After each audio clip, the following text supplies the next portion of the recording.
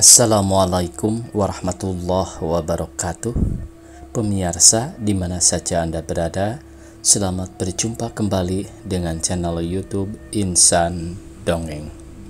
Pada kesempatan ini saya Bang Elgi akan melanjutkan cerita Bukan Milik Kami bagian keempat. Nah, ini kebetulan judulnya sama dengan judul bukunya. Terima kasih kepada semua subscriber yang selalu setia mengikuti. Selamat mendengarkan.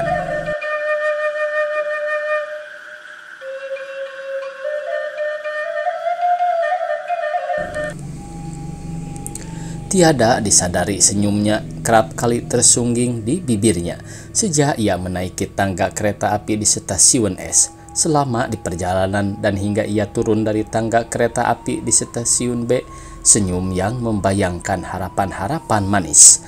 Tapi percakapannya dengan Pak Kusir di atas dokar yang ia tumpangi menuju desa T telah melahirkan situasi lain yang menyodorkan kemungkinan yang lain pula. Harapan-harapan yang melahirkan senyum kepastian telah diusir oleh keraguan-raguan yang menekan. Benarkah semua yang telah diceritakan oleh Pak Kusir itu? Mungkinkah hal itu terjadi di lingkungan masyarakat kampung yang orang-orangnya masih sederhana begini? Barangkali tidak, pikirnya. Tapi, ya boleh jadi juga, pikirnya lagi. Pak Kusir itu orang lama di kampung ini. Pasti ia mengetahui segala sesuatu yang telah terjadi di kampung ini. Angin sangat mudah bertiup dari rumah ke rumah dan dari mulut ke mulut. Rumah-rumah sedikit dan orang-orangnya gampang berjumpa. Tanpa diminta, Kusir itu menahan kekang kudanya dan berhenti di depan pintu halaman dua buah rumah. "Itu dia," ujar Pak Kusir sambil menoleh ke arah rumah di sebelah kanan jalan. Lampu serambi masih menyala, tentu belum tidur. "Terima kasih, Pak," ujar Sumardin sebagai basa-basi. Sumardin turun setelah membayar ongkos dokar. Pak Kusir menarik kekang kuda untuk memutar dokar dan kembali mencari muatan di kota. Sumardin berhenti di depan pintu halaman memandang menyelidik ke serambi rumah. Dua buah rumah dengan serambi yang sepi dan bentuknya seperti rumah kembar. Ia tidak lagi mengenal dengan pasti rumah mana yang pernah dikunjunginya beberapa tahun yang lampau. Sekarang dengan keberanian yang dipaksa ia melangkah memasuki halaman. Kembali ia berhenti di depan pintu serambi yang tiada disadarinya. Kini ia telah berada di halaman rumah sebelah kiri. Ia menangkap suara-suara di dalam, suara tangis bayi. Ia masih berdiri di sana. Kemudian kembali ia memberanikan diri dan mengucapkan salam. Tidak ada sambutan. Ia mengulangi salamnya lebih keras. Kemudian pintu terbuka perlahan-lahan. Muncul sosok tubuh seorang perempuan muda menggendong bayi. "Oh, Kak Mardin ini," seru perempuan itu setelah sejenak menatap lelaki di depannya. Mereka saling menatap. Mari, masuklah," perempuan itu mengajak. "Boleh?" lelaki itu bertanya. Dan perempuan itu cuma mengangguk. Sumardin melangkah masuk, meletakkan ransel yang dibawanya, menarik sebuah kursi lalu duduk menghadap ke pintu masuk ruang dalam. Perempuan itu mengambil tempat di ujung amben yang terletak di sebelah kiri ruang, merapat ke pintu. Udara di serambi yang diterangi oleh lampu gantung yang suram itu terasa lebih pengap daripada di gerbong kereta api yang ia tumpangi siang tadi. Sumardin masih juga diam. Sekali ia memandang ke langit-langit serambi, sekali pandangannya jatuh di atas meja yang kosong. Dan perempuan itu sesekali sibuk menina bobok bayi dalam gendongannya yang sesekali meronta dan gelisah. Perempuan itu nampak gelisah, lelaki itu juga gelisah. "Bapak ada? Dan ibu?" Sumardin kemudian bertanya. Ke rumah kakek. Anaknya juga sakit," perempuan itu menjawab. Lalu sepi kembali ruangan itu. Perempuan itu ingin bertanya bila mana ia datang dan mengapa begitu lama tidak pernah pulang. Atau benarkah keadaannya seperti dikabarkan orang-orang. Tapi untaian pertanyaan itu tertelan kembali. Lelaki itu ingin bertanya, ingin mengetahui benar tidaknya cerita Pak Kusir tadi, tapi keinginan itu juga tertahan. Perempuan itu bangkit dari duduknya untuk menenangkan bayi dalam gendongannya yang mulai menangis. Siapa nama anak itu? Lelaki atau perempuan? Sumardi kemudian bertanya setelah mengambil kesimpulan bahwa bayi itu tak mungkin lain pasti anak dari perempuan itu. Sepengetahuannya, Surayati cuma 2 bersaudara, jadi tak mungkin bayi itu adiknya, tapi mungkin ia anak kakaknya. Tidak, tadi ia mengatakan bahwa ayah ibunya pergi ke rumah kakaknya karena anaknya sakit. Dan sebelum pertanyaan terjawab, ia bertanya lagi, bapaknya kemana? Pergi ke rumah Mbah Ringin Kurung, dukun di Tanggul Angin, meminta obatnya ini. Jadi bayi digendongnya itu adalah anak kandung Surayati. Tapi siapa bapaknya? Ya, barangkali benar obrolan Pak Kusir tadi. Sakit apa? Penyakit kanak-kanak, panas, umumnya sekarang. Diam kembali mereka. Sumardi ingin memperbincangkan masa lampaunya, tapi rupanya percakapan lebih lancar apabila selalu mengarah ke persoalan masa kini. Seolah-olah ada ketakutan yang tersembunyi untuk membicarakan masa lampaunya. Atau barangkali bukan ketakutan, mungkin kebencian sehingga ia enggan untuk membuka kembali lembaran-lembaran masa silam. Tapi adalah tidak sesuai dengan kenyataan apabila sesuatu itu cuma mengandung kebencian belaka. Sesuatu selalu mengandung kedua-duanya, dan kedua-duanya, cinta dan benci, selalu hadir bersama-sama dan tak dapat dipisah-pisahkan. Dan apabila Sumardin sekarang barangkali merasakan kebencian terhadap masa lampaunya, tidak berarti bahwa ia tidak mencintai masa lampaunya. Cuma pada satu ketika yang satu lebih kuat sehingga seolah-olah meniadakan yang lain. Itulah kiranya mengapa ia pun berpendapat bahwa ia tidak mungkin melewatkan masa lampaunya dengan segenap persoalannya demikian saja. Permisi, aku pulang. Tiba-tiba Sumardin berkata sambil bangkit, mengambil ransel dan melangkah ke halaman. Tergesa-gesa, tidak menunggu bapak dulu. Sumardin tak menjawab. Surayati bangkit dari duduknya mengikuti lelaki itu dengan pandangnya sehingga lelaki itu lenyap dalam gelap. Hatinya demikian gundah dan bimbang. Mana yang benar? Ia ingat ketika ia menerima kabar lewat surat pos tentang keadaan Sumardin. Ia ingat betapa ketika itu ia menangis sedih, tapi semuanya sudah terjadi dan sekarang bahkan ia telah melahirkan seorang bayi mungil.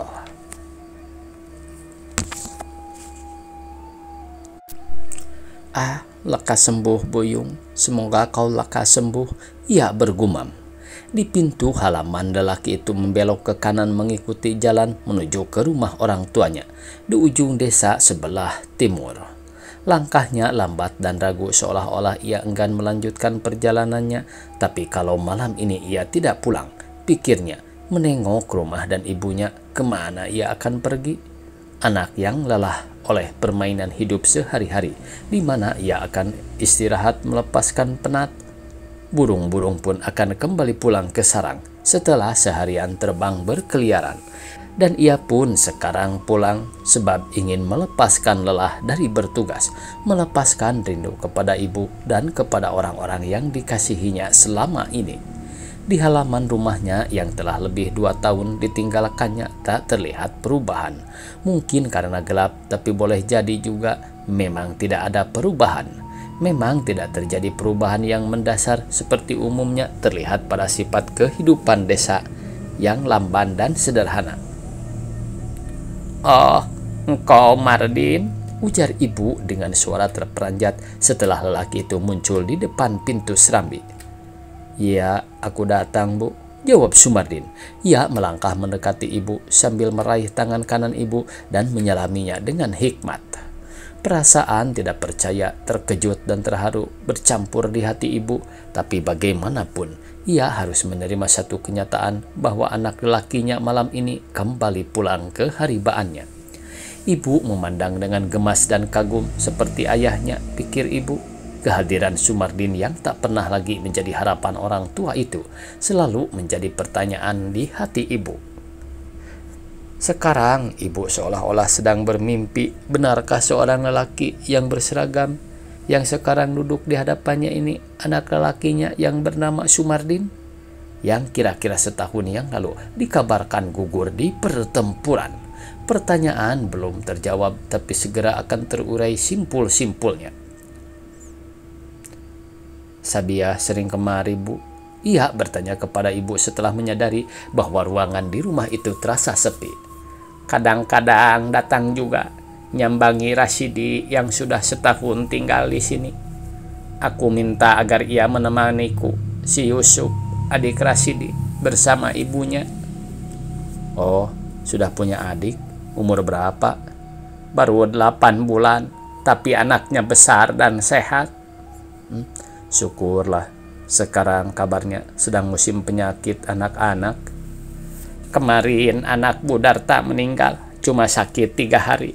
2 hari yang lewat anak si Suminah juga meninggal. Sakit sehari, usianya baru setengah bulan.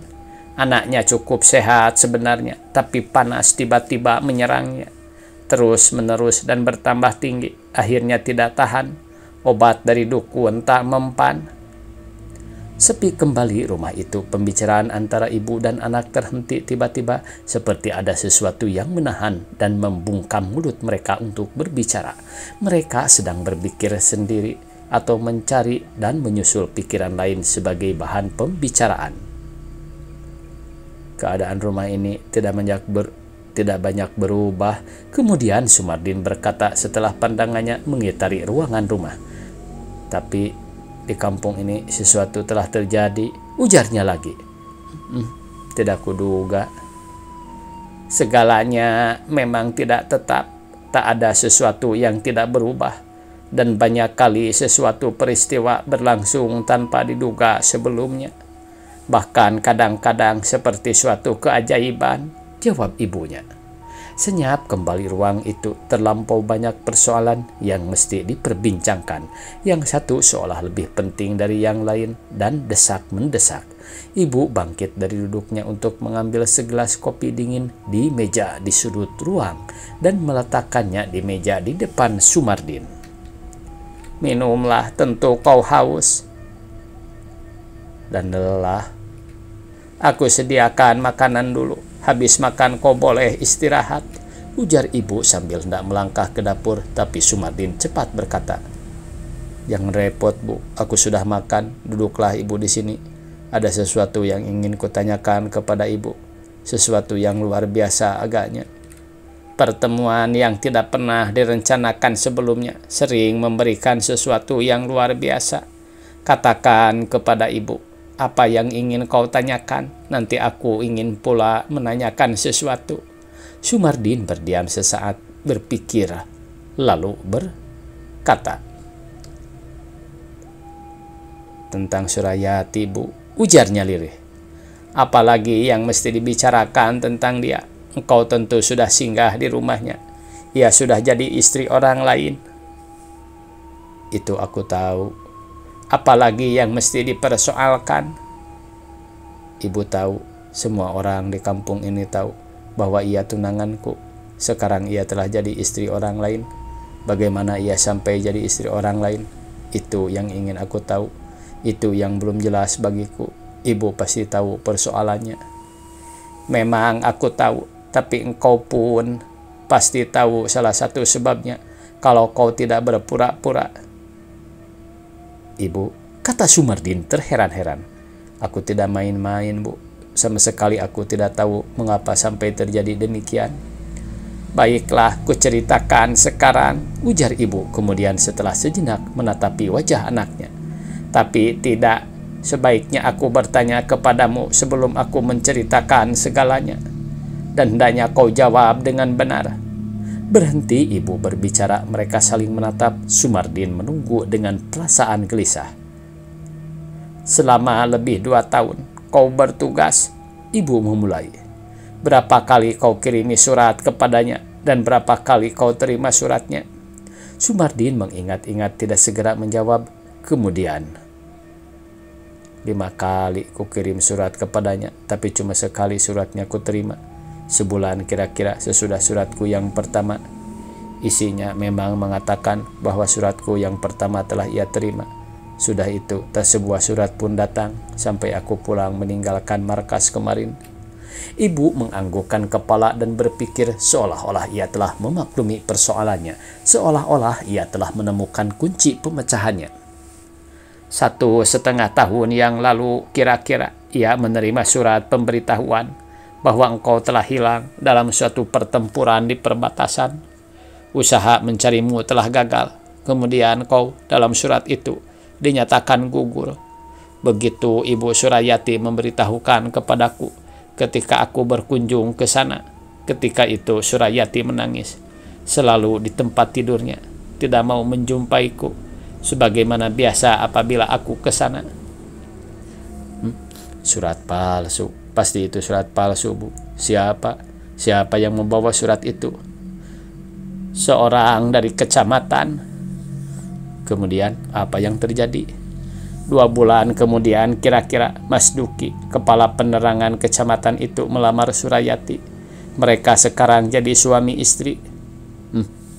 Satu sandiwara, akan kucari siapa pelaku-pelakunya. Sandiwara ini harus segera diakhiri. Aku pergi sekarang, Bu. Sumardin bangkit dari duduknya, membenahi ikat pinggangnya, dan tangan kirinya meraba belati yang tergantung di pinggang. Tunggu dulu, mau kemana kau malam-malam begini? Ujar ibu. Mencari Mas Duki, pendurhaka itu. Ku selesaikan ceritanya malam ini juga. Cerita itu sudah selesai. Orang-orang kampung beranggapan bahwa semuanya sudah selesai. Kalau kau sekarang masih mempersoalkan hal itu, berarti kau akan membuat cerita baru, membuat sandiwara baru yang pelaku utamanya adalah engkau sendiri. Tidak, jangan kau lakukan perbuatan rendah itu. Aku tak sudi. Perbuatan rendah, ujar Sumardin. Apakah perbuatan menjaga harga diri, mempertahankan harga diri, itu perbuatan rendah? Tidak, Bu. Kejadian ini telah menginjak-injak martabatku sebagai lelaki.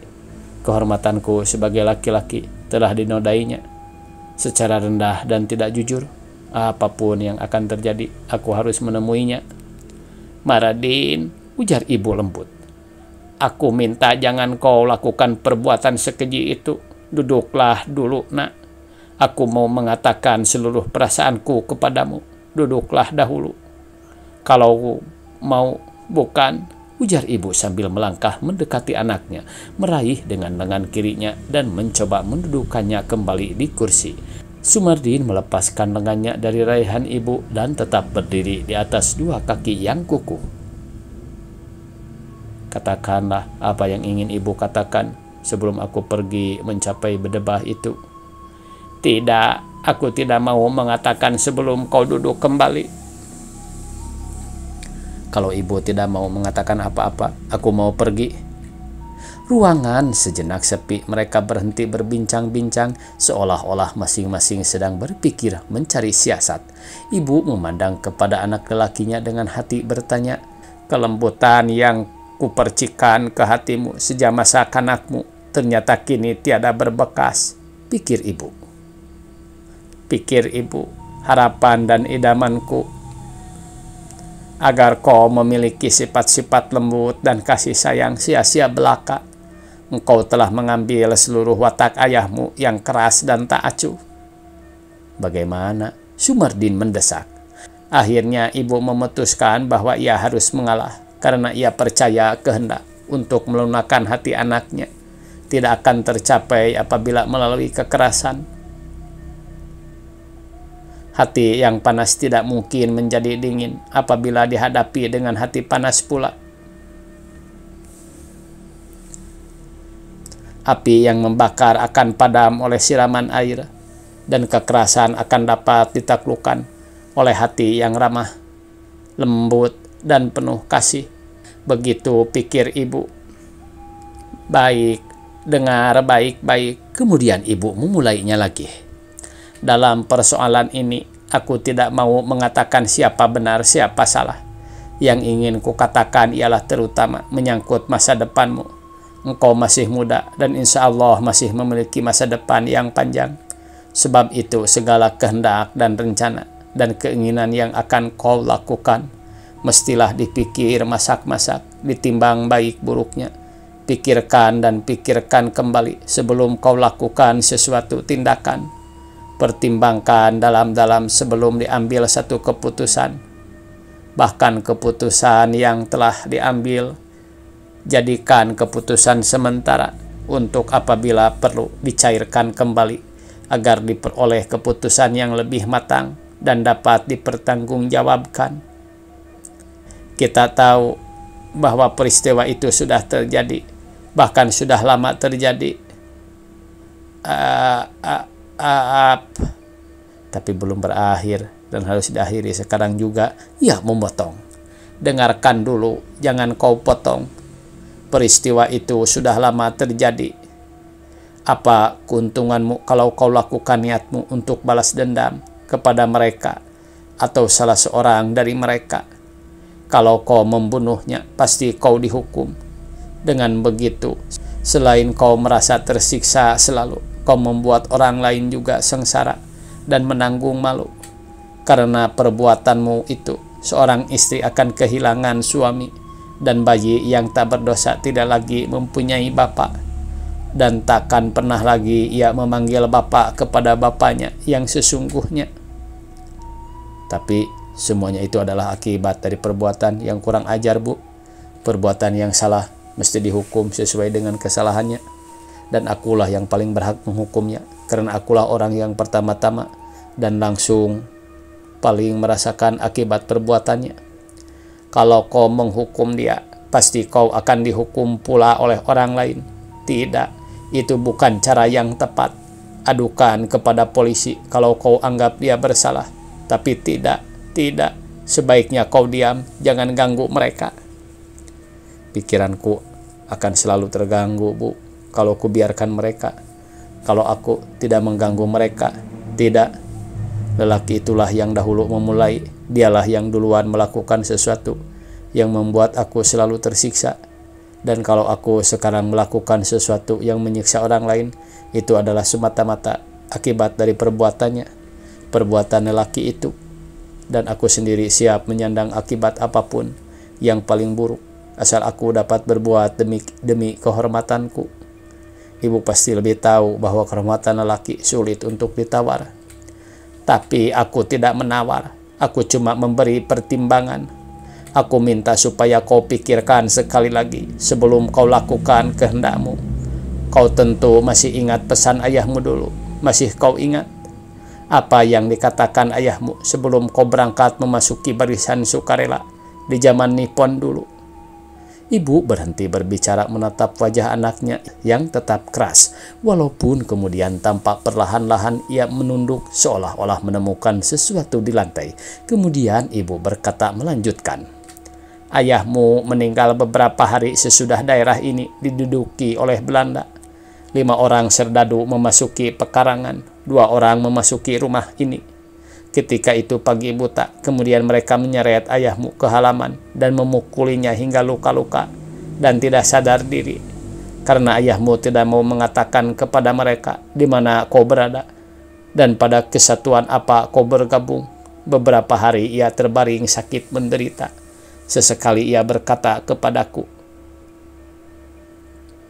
kalau aku pergi, berusaha hidup dengan tabah dan tawakal. Dan anakmu Mardin, biarkan dia. Jangan kau harap dia kembali. Doakan saja terus. Semoga dia bersama kawan-kawannya selalu diberi kekuatan dan kebijaksanaan dalam menunaikan tugas-tugasnya. Sabiah, anak perempuan, tak mungkin ia berbuat seperti kakaknya. Karena itu, cuma dia yang kita harapkan dan kita serahkan untuk perjuangan kemerdekaan ini. Dan ayahmu pernah berkata sebelum kau berangkat meninggalkan kami, aku rela menyerahkan seluruh dirimu untuk negara. Sejak dalam kandungan hingga kau dewasa telah kami pelihara. Engkau sesuai dengan kemampuan kami, sebab kami yakin bahwa setiap anak yang lahir adalah amanat dari Tuhan kepada ibu bapaknya. Orang tua bertanggung jawab atas perkembangan anaknya di kemudian hari. Bertanggung jawab kepada Tuhan sebagai pemberi amanat. bertanggung jawab kepada tanah air sebagai tanah tumpah darahnya, bertanggung jawab kepada bangsa di lingkungan mana ia tumbuh dan berkembang. Oleh karena itu, mulai saat ini setelah kau dewasa, kami serahkan sepenuhnya kepada tanah air. Hendaknya setiap gerak, pikiran, dan perasaan, setiap sikap dan cita-citamu dapat kau pertanggungjawabkan kepada tanah air dan kepada Tuhan. Masihkah kau ingat semua itu, anakku? Ujar ibu mengakhiri. Sumardin tidak menyahut, wajahnya masih juga tertunduk ke lantai. Kemudian dengan perlahan dan pasti ia berkata, "Aku mengerti, Bu. Tapi kalau demikian, apakah aku tidak boleh berbuat untuk diri sendiri?" "Tak ada yang melarang kau berbuat untuk kepentingan diri sendiri. Kerjakan apa yang hendak kau lakukan. Namun kau harus ingat pesan almarhum. Almarhum berkata, hendaknya segala kehendak, pikiran, perasaan, dan cita-citaku hanyalah untuk tanah air, bangsa, dan untuk Tuhan, bukan untuk diriku sendiri."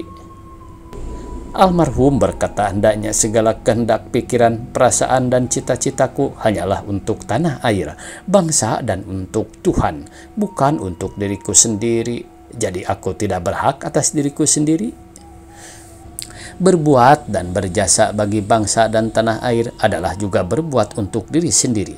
Sebab setiap orang yang sadar harus mengakui bahwa setiap orang selalu berada dalam kandungan bangsa tertentu dan tanah air tertentu. Bangsa dan tanah airnya sendiri, hubungan orang seorang dengan bangsa dan tanah airnya adalah bagai hubungan nyawa dengan badan, dan kesemuanya ada dalam genggaman Tuhan. Tapi tidak setiap perbuatan selalu bisa diserahkan kepada bangsa dan tanah air, Bu.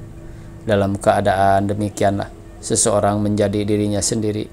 Dalam keadaan demikianlah seseorang baru akan menikmati kepuasan yang mungkin sekali cuma dia yang merasakannya.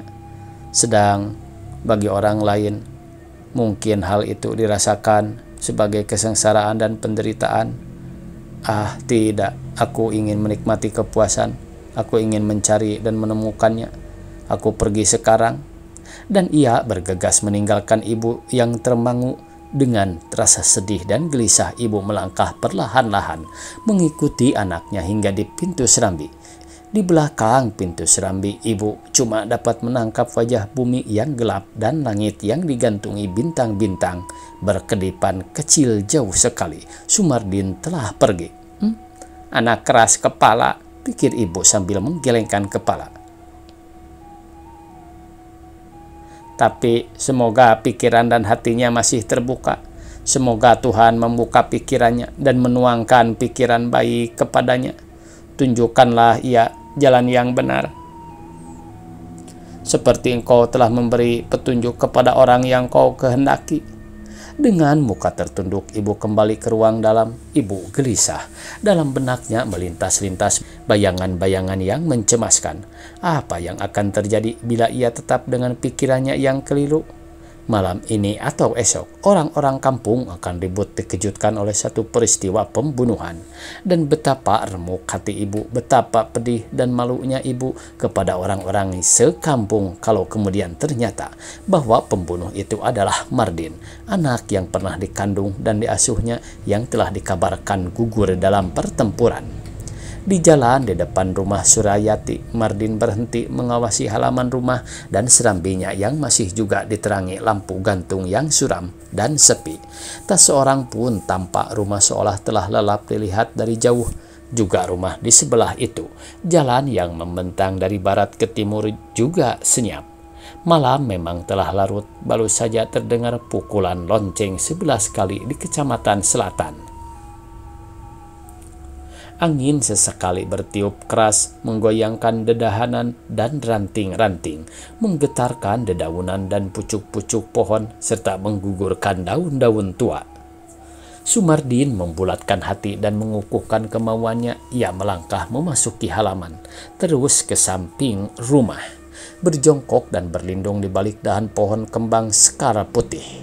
Ia menunggu dan mengintai sesuatu dalam malam yang pekat dan senyap ini. Tiba-tiba ia ingat akan saat-saat bergerilya di hutan-hutan.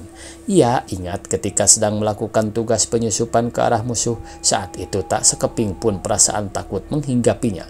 Walaupun ia tahu dengan pasti bahaya setiap detik dapat menyergapnya, bahkan menghancurkannya mungkin.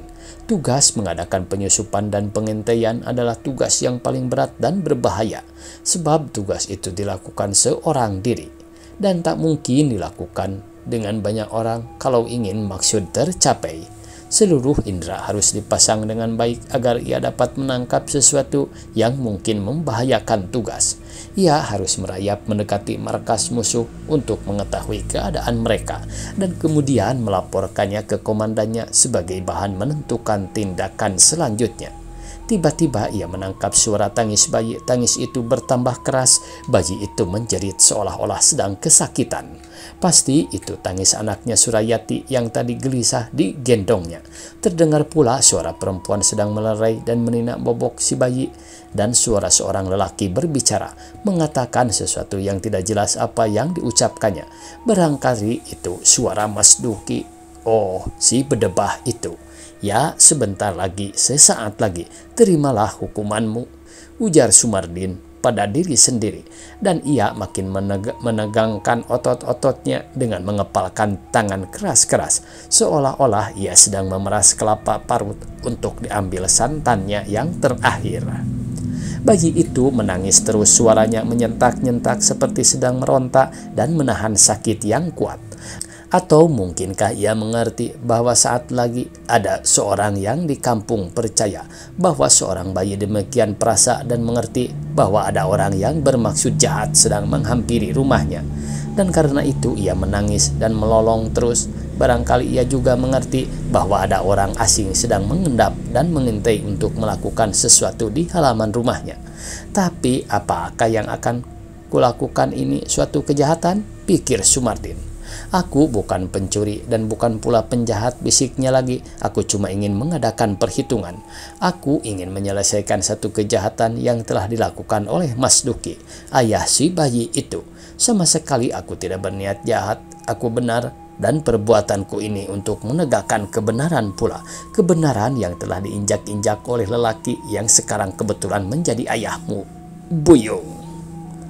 Tapi mungkinkah aku ini dianggap penjahat oleh si bayi itu?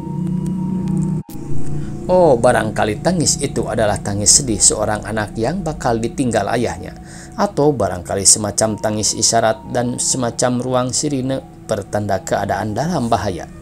Sebuah bisikan tiba-tiba mengusap nurani Sumardin, seolah-olah tiupan angin yang paling halus telah menyentuh perasaannya yang paling peka pula. Lalu ia teringat ucapan ibu. Dengan perbuatanmu itu, hatimu akan selalu tersiksa dan orang lain juga menderita. Akibat perbuatanmu itu, bayi yang tidak berdosa menjadi anak yatim dan seorang istri menjadi janda muda. Dan lebih dari semua itu, nuranimu sendiri akan selalu gelisah dan tersiksa. Ia gelisah kini, detik-detik jantungnya berkejaran seolah seorang pelari cepat telah mencapai garis finish. Suara-suara halus makin terasa memenuhi dadanya dan kembali suara ibu menggema di telinganya. Ingat masa depanmu yang masih panjang. Ingat janji ayah. Kau bukan lagi milik kami, tapi sepenuhnya kau serahkan kepada bangsa dan tanah air. Perbuatanmu harus dapat kau pertanggungjawabkan kepada bangsa, tanah air, dan kepada Tuhan. Ingatlah itu. Bayi itu masih juga menangis. Tangis bayi dan suara ibu telah mengaduk perasaannya. Di dalam dirinya berlangsung pergumulan yang gemuruh antara berbagai perasaan yang berlawanan. Tapi tangis bayi itu telah menyentuh perasaannya yang paling dalam. Suara ibu tadi telah menyentuh nuraninya yang paling murni, dan perasaan-perasaan yang dilahirkan oleh kedua suara itu telah mengenyahkan dendam dalam hati. Dan sekarang mulai bergema dan mengembang nyanyian kasih dan harapan masa depan. Kemudian drum band dan trompet memainkan lagu perjuangan dan kemenangan, menggema pula di hati dan pikirannya. Ia bangkit dari jongkok dengan tiba-tiba mencabut belati di pinggang, dan dengan mata pejam ditikamnya belati itu beberapa kali ke dalam gelap di depannya. Lalu ia bergegas meninggalkan halaman rumah itu. Ibu sedang duduk di amben dan merenung ketika Sumardin memasuki ruangan rumah itu.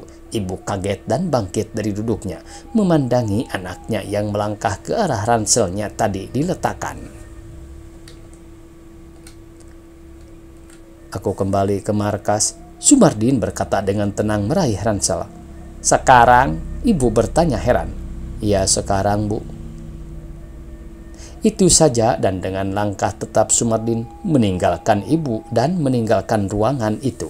Perasaan ibu demikian bergejolak dan kemudian seolah-olah sebuah petir meledak di dekat kepalanya.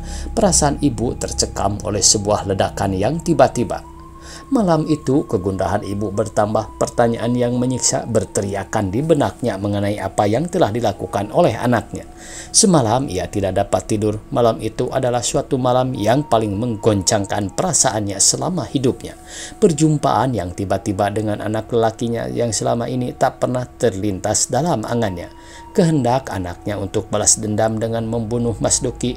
Kemudian ia pamit untuk kembali ke posnya. Demikian cepat, seolah-olah sebuah mimpi yang pekat dalam tidur sesaat. Dan impian itu adalah impian yang mengacaukan dan meresahkan pikiran dan perasaannya. Dalam pikirannya ia menduga apa yang bakal terjadi apabila esok matahari terbit kembali. Seluruh kampung akan riuh oleh berita tentang pembunuhan Mas Duki yang telah dilakukan oleh orang tak dikenal. Namun ibu tahu dengan pasti siapa pembunuhnya.